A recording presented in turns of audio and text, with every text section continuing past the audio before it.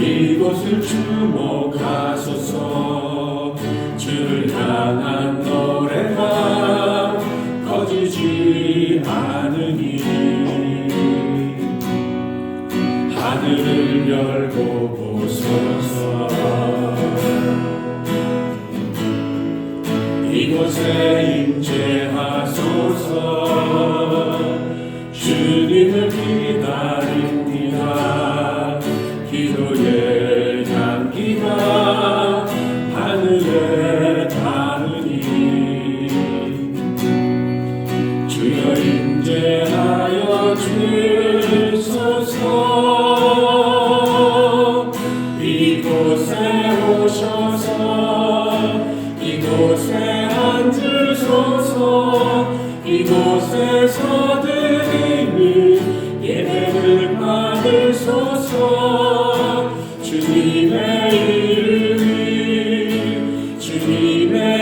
이름만이 오직 주의 이름만 이곳에 있습니다.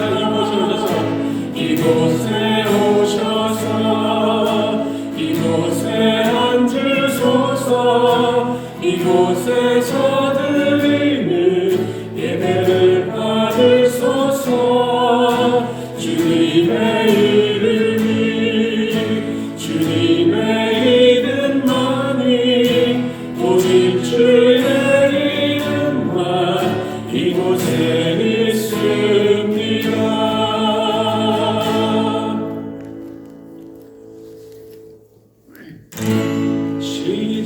시작됐네.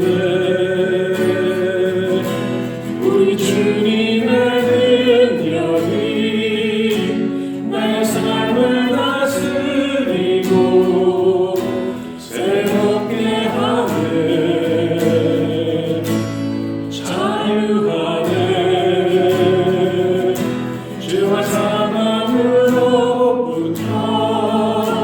나의 삶은 변하고자 충만하네. 은혜로다. 주의 은혜 한량없는 주의 은혜로다. 주의 은혜 변함없는 신실하신 주의 은혜.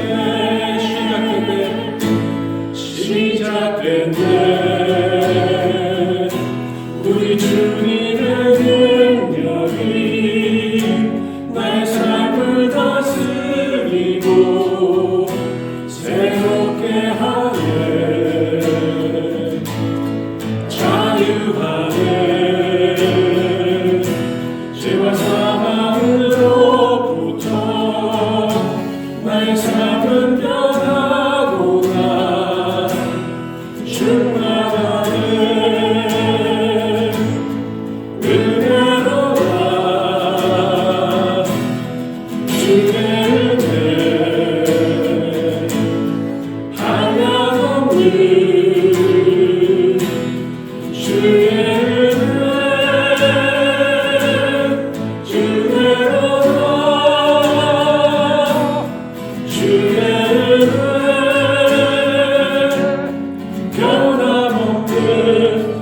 신실하신 주의 은혜로다. 주의 은혜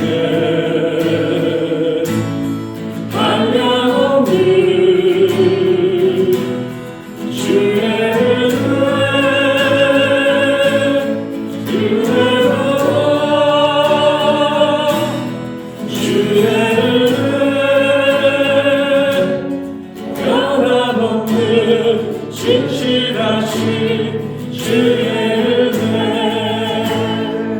성도여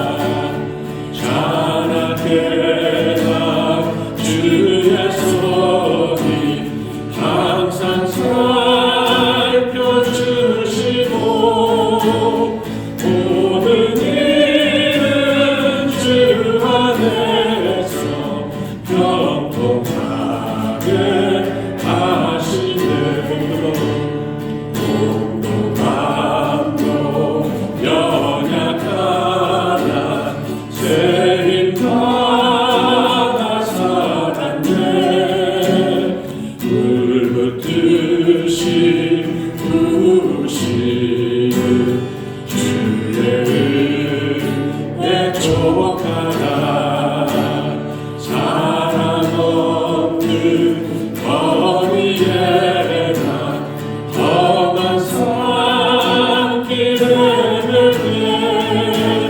주의 손을 굳게 잡고 찬송하며 가리라 주님 다시 내올 날이 날로 다가와 무거운 짐 주께 맡겨 벗을 날도 머졌네 나를 위해 예비하신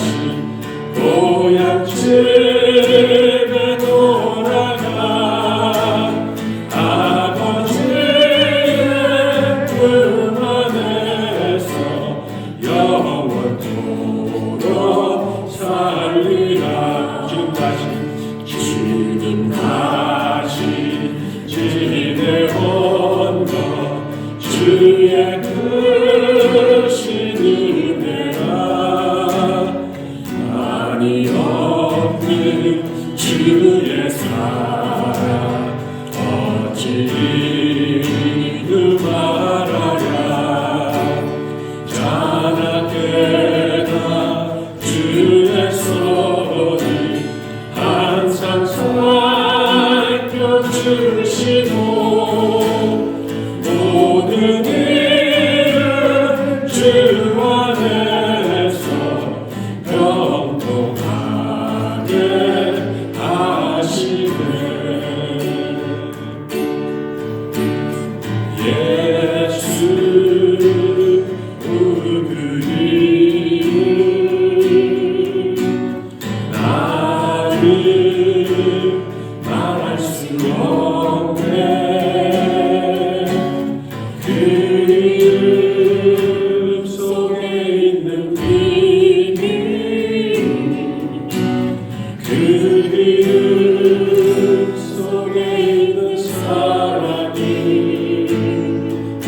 그 사랑을 말할 수 없어서 그 풍부한 표현 못해서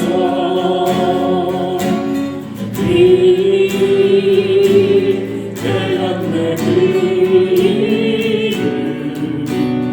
일이 되었네 사람들 그 이름 범죄자에 어린 돌처럼 어렵지만 내 마음에 새겨진 이름은 아름다운 보석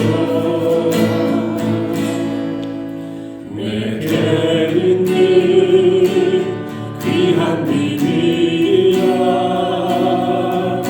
내 마음에 숨겨진 기쁨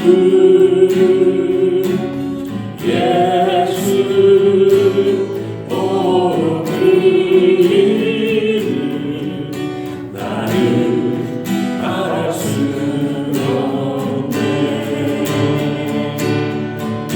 그 이름의 비밀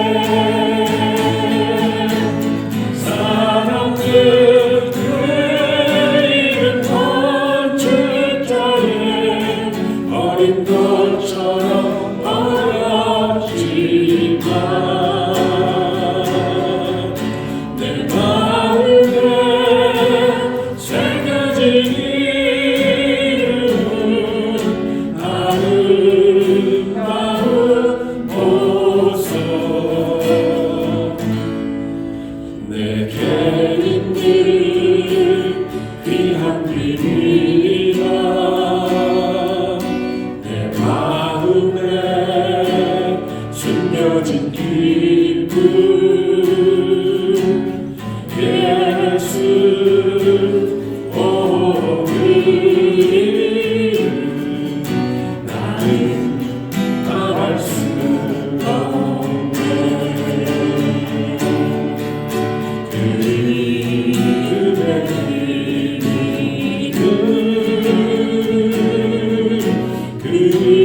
그의 사랑이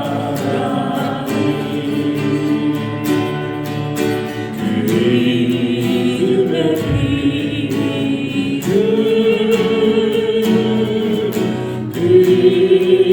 그의 사랑이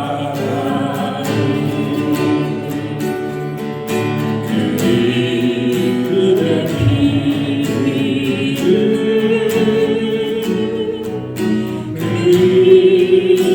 그의 사랑이.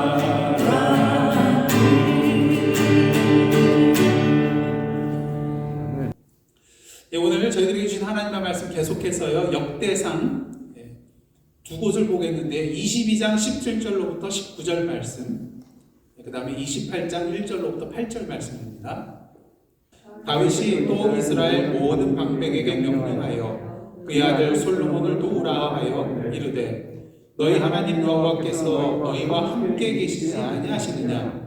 사면으로 너희에게 평온함을 주지 아니하셨느냐? 이 땅 주민을 내 손에 넘기사 이 땅으로 여호와와 그의 백성 앞에 복종하게 하셨나니 이제 너희는 마음과 뜻을 바쳐서 너희 하나님 여호와를 구하라. 그리고 일어나서 여호와 하나님의 성전을 건축하고 여호와의 언약궤와 하나님 성전의 기물을 가져다가 여호와의 이름을 위하여 건축한 성전에 드리게 하라 하였더라. 아멘. 이어서 28장 1절로부터 8절까지 말씀입니다.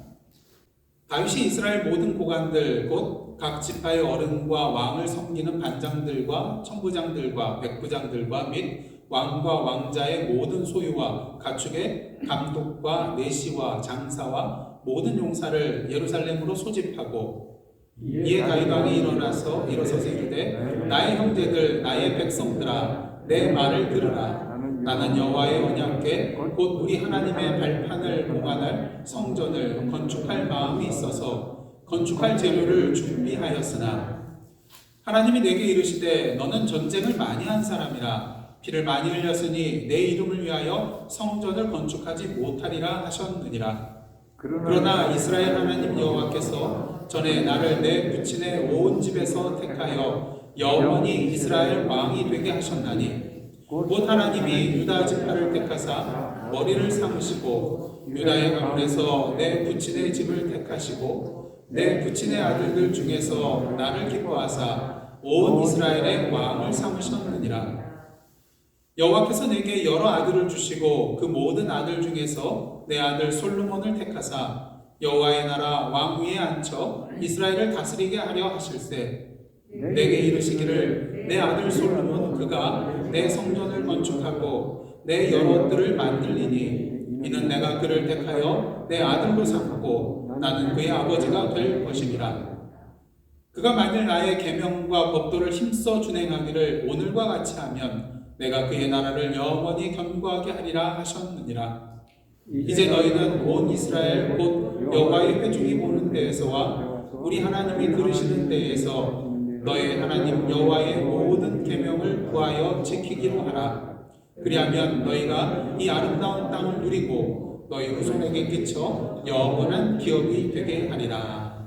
아멘. 이는 하나님의 말씀입니다. 영국의 세인트 폴 대성당은요 1666년 런던 대화조로 말미암아 다 불타버리고 소실되어 버렸습니다. 그래서 당시 건축가 크리스토퍼 렌 경의 감독하에 다시 이 대성당을 건축하기 시작하여서요 무려 우리나라 같은 경우는 몇 년 만에 다 지을 텐데 워낙 유럽은 어떻습니까? 오랜 기간 동안에 짓잖아요. 그래서 35년 만에 이 세인트 폴 대성당이 다시 건축이 완공이 되었습니다.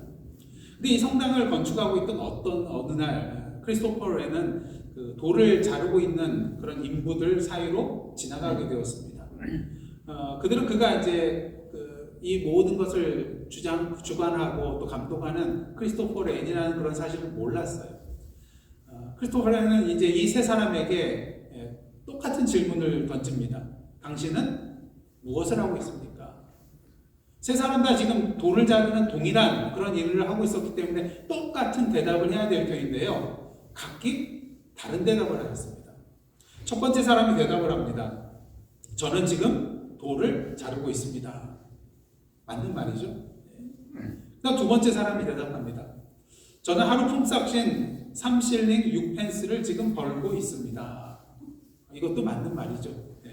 돌을 자르면 임금을 받기 때문에. 그리고 마지막 세 번째 사람은요, 이 질문에 대해서 허리와 머리를 쫙 곱게 피더니 한 손에는 망치와 또 한 손에는 끌을 들고, 돌을 자르는 데 쓰는 끌을 들고 당당하고 자랑스럽게 이렇게 말을 했습니다. 저는 크리스토퍼 렌 경이 위대한 성당을 짓는 것을 돕고 있습니다. 하나님 위한 성당을 짓고 있는 것을 돕고 있습니다. 똑같이 돌을 자르고 있는 그런 일을 하고 있지만 세 사람의 대답은 그 일에 대한 보는 관점에 따라서 이렇게 차이가 있는 것입니다. 여러분은 어떻습니까? 오늘도 살아가시면서 단지 돌을 자르고 계신가요? 아니면 생계비를 벌고 계신가요? 아니면 위대한 일의 한 부분을 감당하면서 지금도 자부심을 갖고 살아가고 계시는지. 사실 우리가 하나님의 일을 맡은 자들이잖아요. 우리 인생의 목적이 무엇입니까? 하나님의 영광을 위해서 살아가는 것이잖아요. 그래서 우리의 일상 모든 일들이 사실은 무엇을 위한 일입니까? 하나님의 영광을 위한 일이잖아요. 먹는 것도 그렇고요. 가서 돈을 버는 것도 그렇고요. 모든 일상생활이 궁극적으로는 하나님의 일을 하고 있다는 것입니다. 그래서 여러분들의 삶의 모습에 대해서 너무 위축되지 마시고요. 당당하시기를 바랍니다. 자랑스러워 하시기 바랍니다. 왜? 오늘도 여러분은 하나님의 일을 하고 계시기 때문인 것이죠. 이 크리스토퍼 렌이 아무리 위대한 건축가라도 어떻습니까? 혼자의 힘으로 세인트 폴 대성당을 지을 수가 있나요? 그럴 수가 없는 것이죠. 각자 자신의 맡은 자리에서 자신의 일을 수행하는 사람들이 있어야만 하는 것입니다. 중요한 것은 그 사람들이 어떠한 마음을 가지고 어떠한 마음가짐을 가지고 일하냐는 것이죠. 물론 단지 돌을 자르고 있다는 생각과 돈을 벌고 있다는 생각을 가지고 일을 해도 대성당은 건축이 될 것입니다. 하지만 일하는 모든 사람들이 크리스토퍼 렌과 같은 그런 동일한 마음을 가지고 짓는다면 어떻겠습니까? 그냥 일반적인 생각을 가지고 아무 생각 없이 짓는 것보다는 더 든든하고 아름답고 온전한 그런 성당이 완공되게 될 것입니다. 한국에서 보면 어떻습니까? 아파트 완공돼서 시공 다 돼서 끝나가지고 들어갔는데 보수가 막 생겨나요. 얼마 전에 한국 뉴스를 보니까요, 화장실 타일이 그냥 우두두두 떨어져 버린 거예요. 보니까 속에다가 이렇게 콘크리트 뭐 이런 거를 제대로 완전히 다 바르고 해야 되는데 그냥 일부만 떡지떡지 해놔가지고 이것이 그냥 다 떨어져 나와버린 거예요. 그 일을 하는 사람은 어떤 마음을 가지고 있겠습니까? 그냥 붙어만 있으면 되지. 대충 해도 되지. 지난주 저희들은요, 다윗이 성전 건축을 위하여 성전을 세울 터를 준비했고요. 그 다음에 성전 각종 건축에 필요한 자재들을 준비하는 것을 보았습니다. 근데 중요한 것은 다윗이 이것을 준비할 때 어떻게 준비했어요? 죽기 전에 힘써 준비했다는 거예요.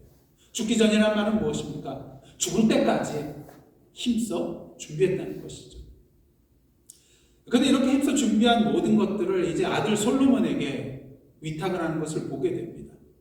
근데 중요한 것은 자신의 준비한 것만 가지고 성전 건축을 하라고 한 것이 아니라 솔로몬에게 뭐라고 했습니까? 내가 힘써 준비한 것보다 더 하라고. 사실 그것만으로도 충분할 터인데 내가 한 것보다 더 하라고 말을 합니다. 그리고 또 한마디 하죠. 일어나 일하라. 그럴 때 여호와 하나님께서 그와 함께 하시고 역사하실 것이기 때문인 것이죠. 근데 다윗의 성전 건축 준비는요, 이것으로 끝나지 않습니다. 오늘 보면 역대상 22장 17절로부터 19절을 보시면요, 다윗이 이스라엘 방백들에게 명령하는 것을 보게 됩니다. 먼저 17절 보시면요, 이런 말을 합니다. 다윗이 또 이스라엘 모든 방백에게 명령하여 그의 아들 솔로몬을 도우라 하여 이르되, 누구를 도우라고요? 솔로몬을 도우라고 합니다. 표면적으로 보면 지난주 말씀처럼 다윗이 보기에 솔로몬은 어떻습니까? 아직 성숙하지 못해요. 이 일을 아주 그냥 전문적으로 이렇게 처리할 만한 능력이 없어 보입니다. 그래서 어리고 미숙하기에 이런 솔로몬에게 힘을 실어주기 위해서 방백들에게 솔로몬을 도우라 말한 것처럼 보입니다. 하지만 계속된 다윗의 말을 보시면요, 우리는 다윗이 방백들에게 솔로몬을 도우라고 한 말에는 더 깊은 뜻이 담겨 있다는 것을 분명히 볼 수 있게 됩니다. 18절 말씀 한번 보도록 하겠습니다. 18절 한번 다 함께 읽겠습니다. 시작. 너희 하나님 여호와께서 너희와 함께 계시지 아니하셨냐? 사면으로 너희에게 평온함을 주시지 아니하셨느냐? 이 땅 주민을 내 손에 넘기사 이 땅으로 여호와와 그의 백성 앞에 복종하게 하셨나니. 지금 뭘 말하고 있어요? 여호와 하나님께서 그들과 함께 하셔서 무슨 일을 하셨는지를 분명히 말하고 있습니다. 이것은 무엇을 말하는 거죠?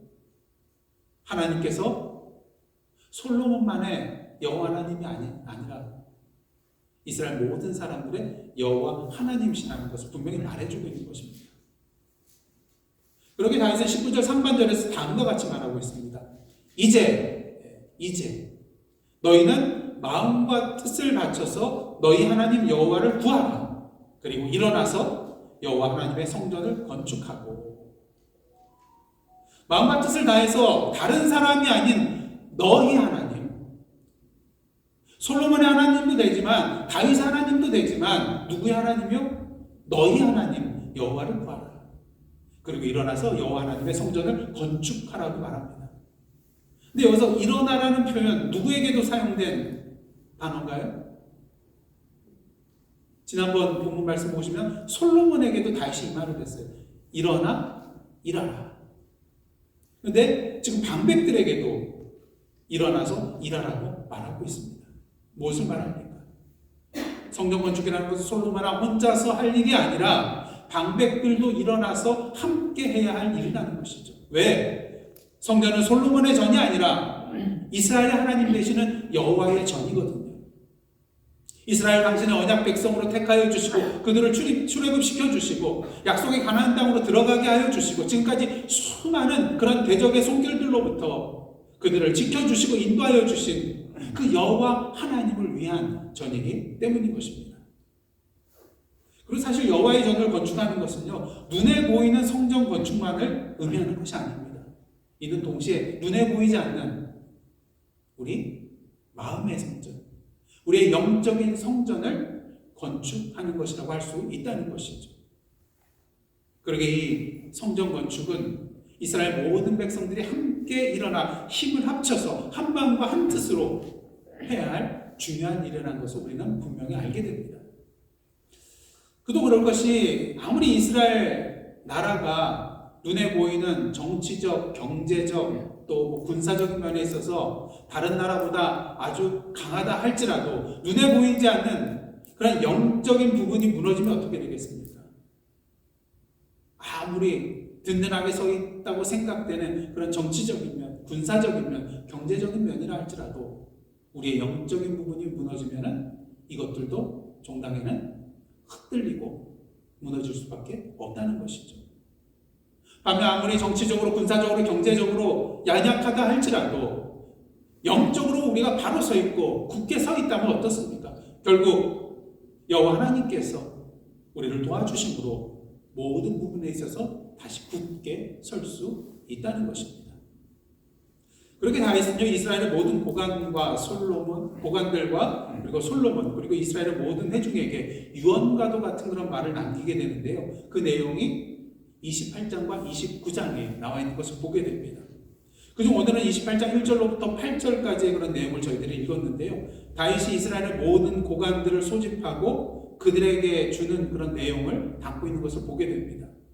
근데 히브리어 원문을 보시면요, 여기서 고관이라고 말하는 그 단어는 앞서 22장 17절에 보면 다윗이 모든 방백들에게 말하잖아요. 근데 이 고관과 방백은 사실 히브리어로 같은 단어예요. 그러니까 같은 사람들에게 말을 했다는 것이죠. 그럼 그 사람들이 구체적으로 어떤 사람인가? 1절을 보면 그 사람들이 누구인지 알 수가 있는데요.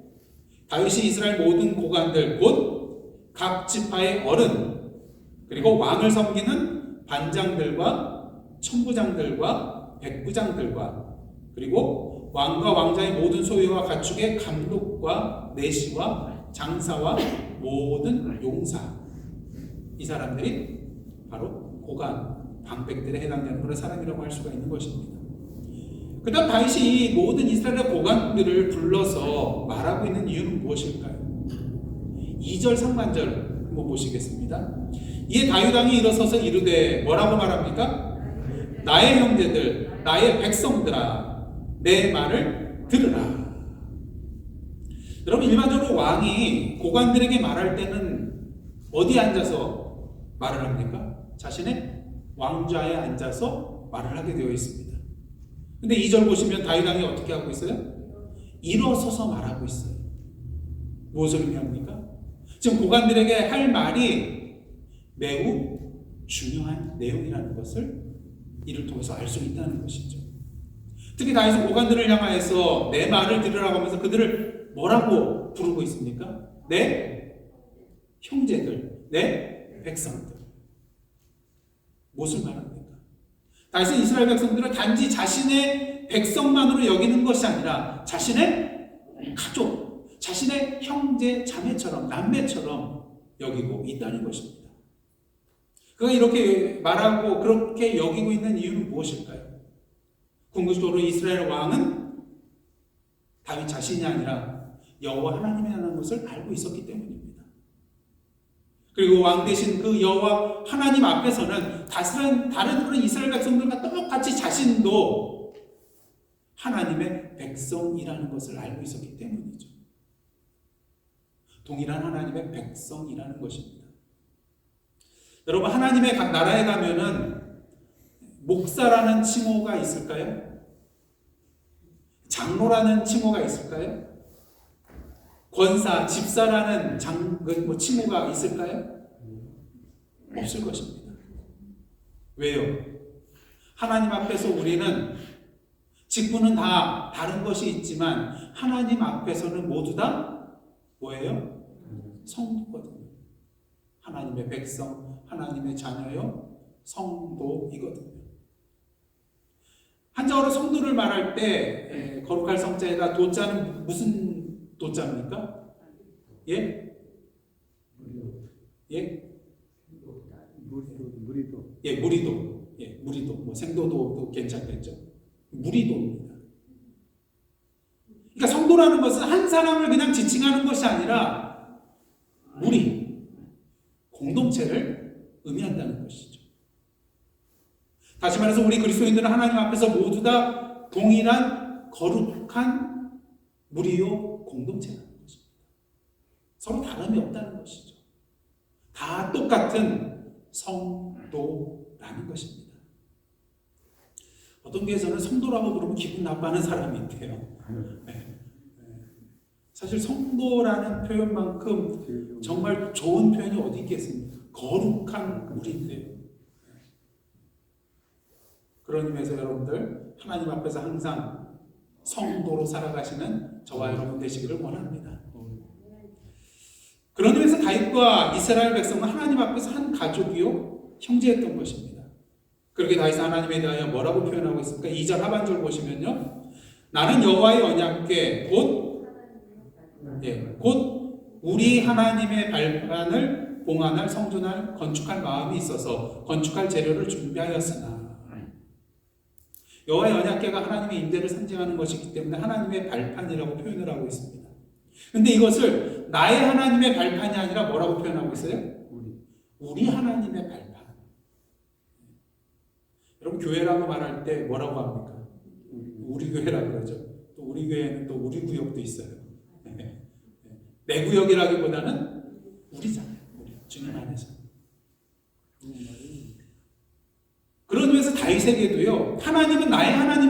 되지만 궁극적으로 이스라엘의 하나님, 즉 우리 하나님이었던 것입니다. 여러분, 그 친형제들이 있을 때 보통 형제라는 표현은 이제 협의적으로 말하면은 남자 형제만을 말하지만 광의적으로 표현하면은 형제, 자매, 남매를 다 표현하는 것이 형제라는 표현입니다. 그래서 이러한 친형제들이 함께 있을 때에 아버지에 대해서 다른 형제에게 내 아버지가 이런 말 씁니까? 아니잖아요. 뭐라고 합니까? 우리 아버지. 우리 아버지. 그렇게 오늘도 하나님은 하나님과 1대1로 실존적인 그런 만남 속에서는 내 하나님이 되지만 궁극적으로는 우리 하나님이라는 것을 아시기를 원합니다. 그렇게 지금 옆에 계신 분은 다 나에게 어떤 존재예요? 나의 형제요, 자매요, 남매가 되는 것입니다. 간혹 그리스도인들 중에 교회 직분에 대해서요, 이것을 군대나 직장에서의 그런 상하관계로 이해하는 분들이 계십니다. 하지만 교회 직분은 어떠한 자리입니까? 상하의 그런 그 논다지를 나누는 그러한 자리가 아니잖아요. 교회 직분은 어떠한 자리입니까? 섬기는 자리거든요. 봉사하기 위한 직분이거든요. 결코 그 지위에 있어서 높고 낮음이 있는 것이 아니라는 것입니다. 그러게 하나님이 다른 사람보다 나를 더 높이시고 다른 사람보다 나를 더 사랑하신다는 교만함에 빠져서는 안 된다는 것이죠. 우리나라는 꼭 그 종교, 어떤 종교든지 간에요, 우리나라에 들어오면은 이것이 좀 약간 샤머니즘적인, 그리고 무당 종교 비슷한 그런 색채를 띨 때가 많이 있어요. 그래서 담임 목사님, 부목사님을 완전히 큰 무당, 작은 무당처럼 여기는 경우가 있더라고요. 그래서 담임 목사님이 안 오시면 섭섭해하고, 부목사님 오시면 담임 목사님 함께 안 오셨냐고 묻고요. 담임 목사님의 하나님이나 부목사님의 하나님이나 또 자신의 하나님이나 다 똑같은 하나님이거든요. 기도도 마찬가지예요. 목사의 기도가 더 센가요? 결코 그렇지 않습니다. 우리가 하나님 앞에서 어떠한 마음을 가지고 어떠한 자세를 가지고 어떠한 믿음을 가지고 드리냐에 따라서 그 기도가 온전한 기도가 될 수도 있고요, 그렇지 않은 기도가 될 수도 있다는 것입니다. 능력의 기도가 될 수도 있고 그렇지 않은 기도가 될 수도 있다는 것이죠. 그런 의미에서 옆에 분들에게 이렇게 말씀해 주십시오. 하나님은 우리 하나님이십니다.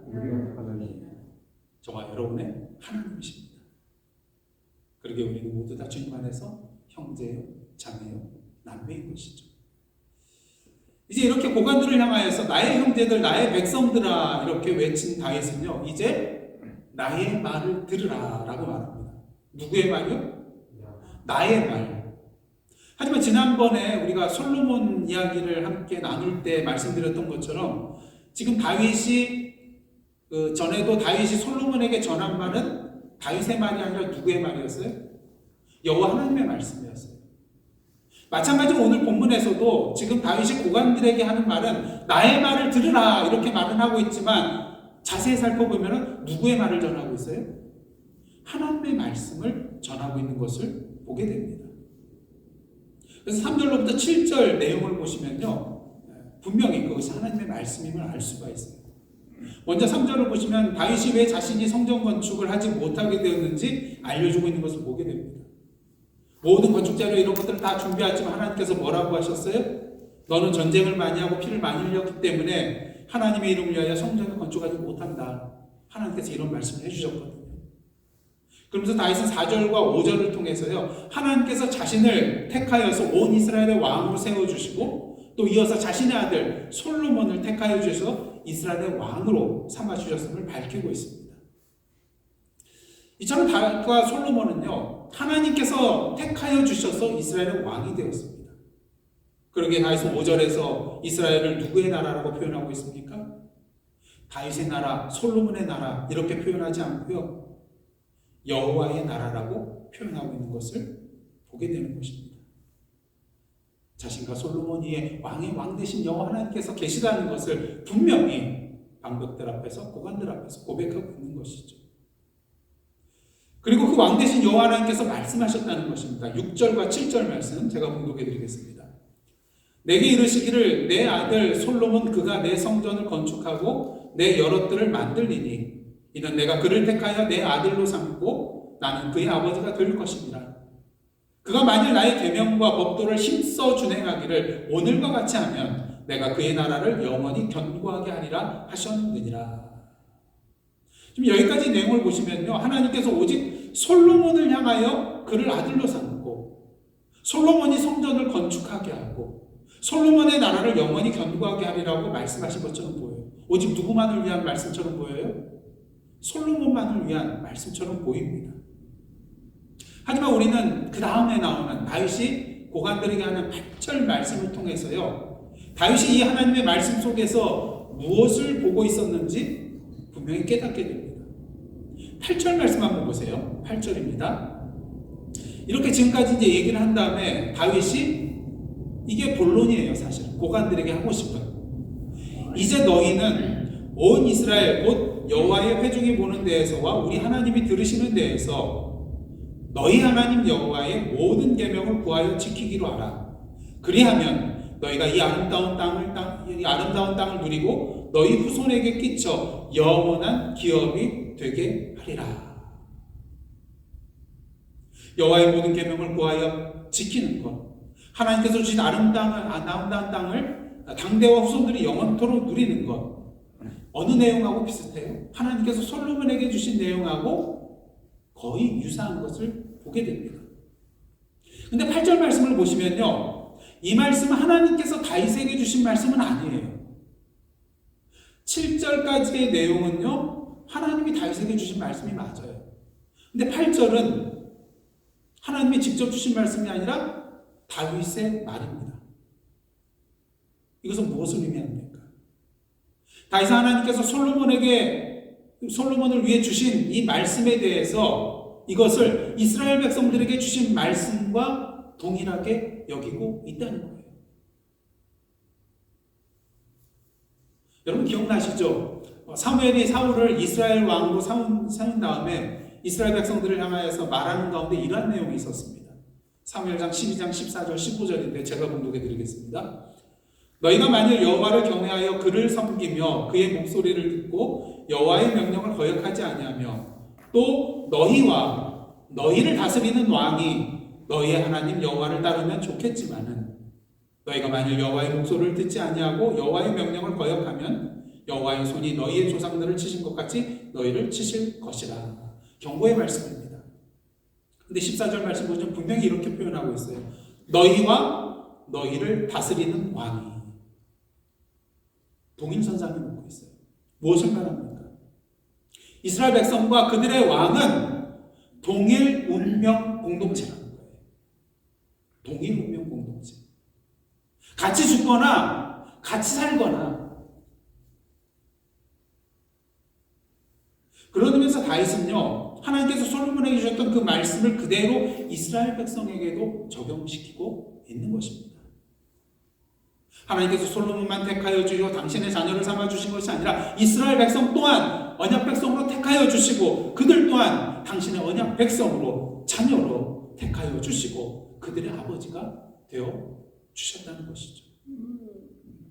그렇게 성전 건축과 여호와의 모든 계명을 지키는 일, 그리고 하나님이 주시는 그 영원한 복된 약속의 말씀은 솔로몬에게만 주시는 것이 아니라 또한 이스라엘 백성들에게도 주시는 말씀이 된다는 것입니다.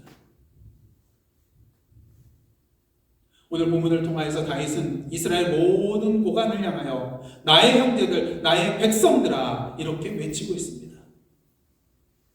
이스라엘 모든 백성들이 자신과 솔로몬과 같이 동일한 하나님의 자녀로서 또한 동일한 하나님의 백성이기 때문인 것이죠. 그러게 다윗은 무엇보다도 역대상 28장 8절을 통하여서 모든 고관들이 여호와의 모든 계명을 구하여 지킬 것을 말하고 있는 것입니다. 왜? 지난번 말씀처럼 눈에 보이는 성전을 제대로 건축하기 위해서는 우리 스스로가 먼저 하나님이 임하고 역사하시는 성전이 되어야 하기 때문인 것입니다. 오늘 교회의 문제가 무엇입니까? 교회 건물은 점점 더 화려해지고 점점 더 커가고요. 참 멋있어집니다. 근데 막상 그 안에 들어가면 누가 보이지 않아요? 예, 하나님이 보이지 않는다는 것이죠. 건물로서의 성전은 지어졌지만 정작 주님께서 실제로 거하시는 영적인 성전이 아직 지어지지 않았기 때문인 것입니다. 이 시간 마지막으로 에베소서 한번 찾아보시기 원합니다. 에베소서 2장 19절로부터 22절 말씀 한번 찾아보시기 원합니다.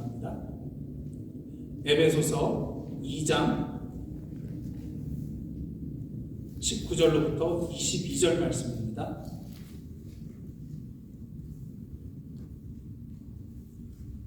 에베소서 2장 19절 말씀 제가 먼저 봉독해 드리겠습니다.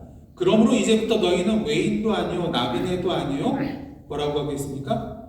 오직 성도들과 동일한 시민이요 하나님의 권속이라.